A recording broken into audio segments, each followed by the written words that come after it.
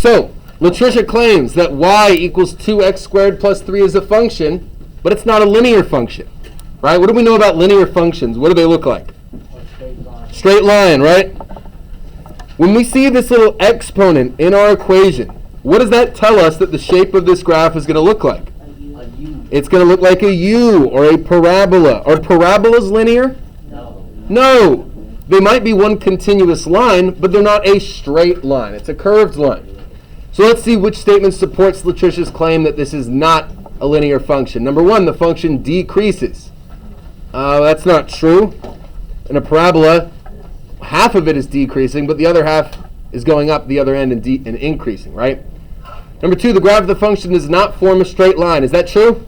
Yes, it is. There's our answer, right? We know that it's a U. Anytime we see x squared in one of our formulas, our brain should think about that U-shaped graph and go, hey, this is not a straight line.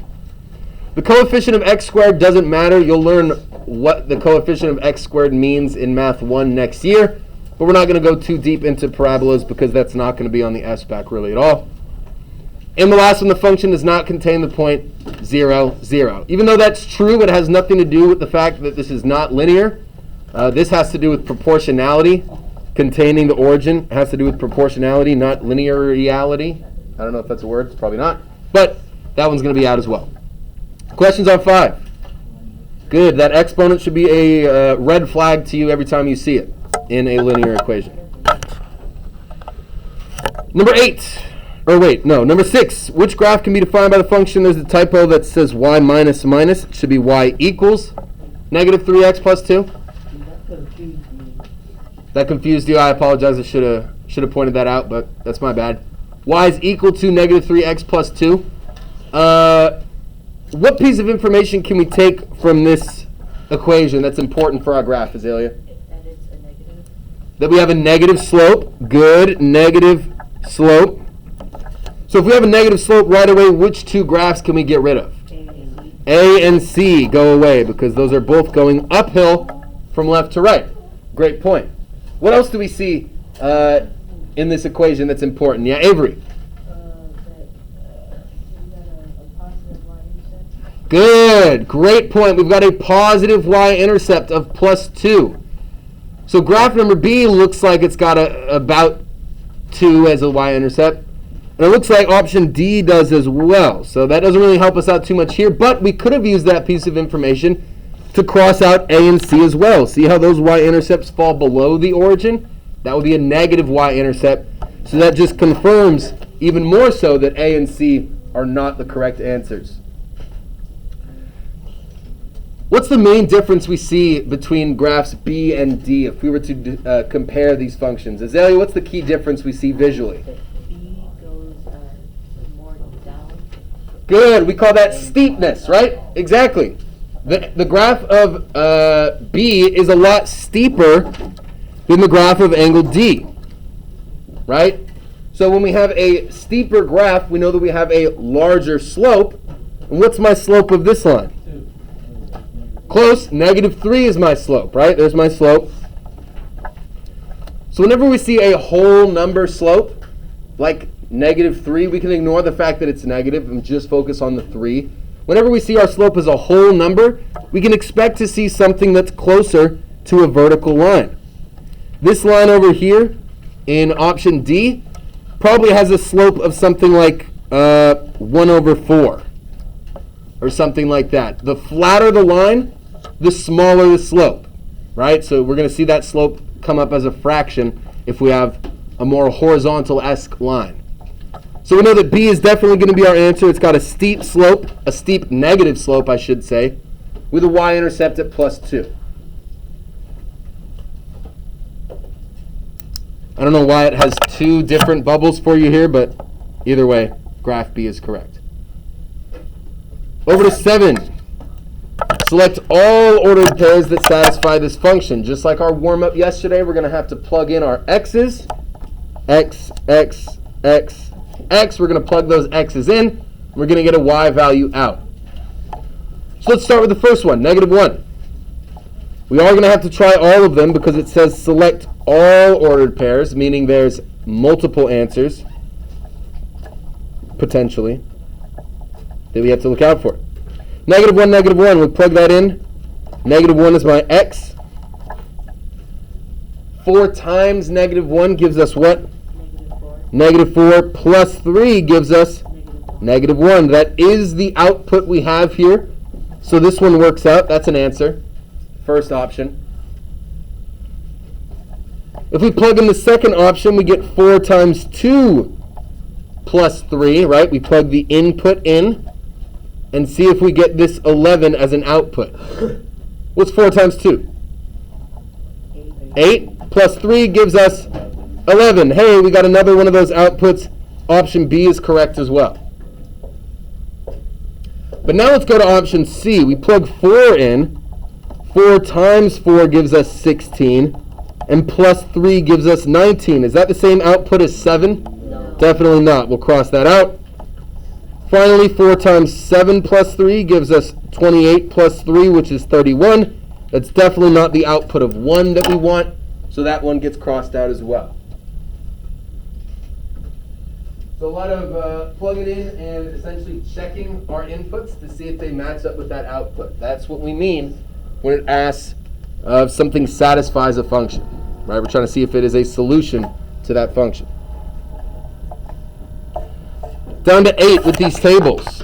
Whenever you see a table, right away, you should do these little arrows from one point to the next. Anytime you see a table when we're talking about functions, draw those arrows because it's going to tell your brain, hey, I should probably find the slope here, right?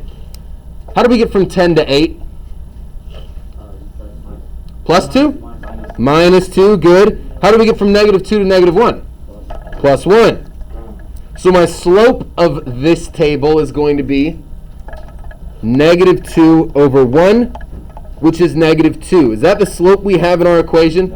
No, it's not. We'll cross it out. We're looking for a slope of 6 here. Looking for a slope of 6. And we didn't even need to do that math for this one because we see, hey, 0, 6, that's not my y-intercept of -2, is it? So in this one, they flopped the 6 and the -2 around to try and trick you, just in case you forget which one's y-intercept, which one's slope. Hopefully you didn't fall for that. Option B, from -2 to -1 is plus 1. From -14 to -8 is plus 6. So our slope is 1 over 6, which again does not match the slope that we have.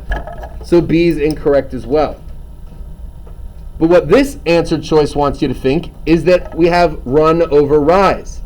If you do 6 over 1 and see, hey, that is 6, you might select that as your answer before even getting to C and D. They've also sneakily flipped this y-intercept around to try and get you confused between which value needs to be 0. In this case, x needs to be 0 for it to be our y-intercept. Option C, change in y is -2. Change in x is plus 6. That's not going to give us the slope of 6. So by process of elimination, D must be our answer. Let's verify that though. How do we get from 28 to 58? Plus 30. How do we get from 5 to 10? Plus 5. 30 over 5 gives us 6. That's the slope we want. Is the y-intercept here -2? Yes. How do we know? Because we've got the point 0, -2 in our table. Whenever we see a 0 for our x value, whatever the y value is, that's our B, or our y-intercept, right? Hopefully we remember that from this unit. That was kind of a lot. Questions on the table here? Good. Over to 9. Again, we're finding ordered pairs that satisfy this function. We're going to have to go one by one and plug them all in. Taking my -3, we'll plug that in. 2 over 3 times -3 plus 1. So we've got 3 over 3. Those are going to cancel out. But the negative makes this 2 a -2. And -2 plus 1 gives us -1. Is that the output we want? No, it's not. Right? We want +1. Let's try this next one, -2. 2 over 3 times -2 plus 1 gives us -4 over 3 plus 1. And I know for a fact that's not going to give me -1, so we'll cross that one out. No need to do any more work than we have to once we see that something's not going to work out. Let's plug in 3. 2 over 3 times 3 plus 1. The 3's cancel out. And 2 plus 1 gives us 3. Is that the output we want? Yes. Yes, it is. That's our answer there. Let's verify the last one is also wrong. 2 over 3 times 5 plus 1 gives us 10 over 3 plus 1. That's nowhere near 6. We'll cross that out. 13 over 3 give us like 4 point something. 4.3.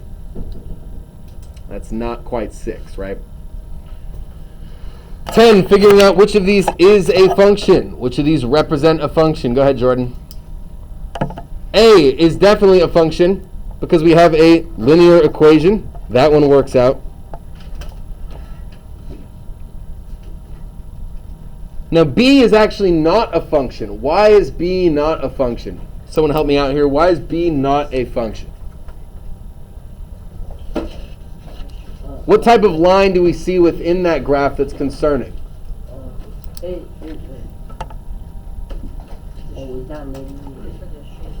A straight line, right? Going up and down. That's vertical. A vertical line. Whenever we see a vertical line, we should instantly think about the treadmill that's folded up.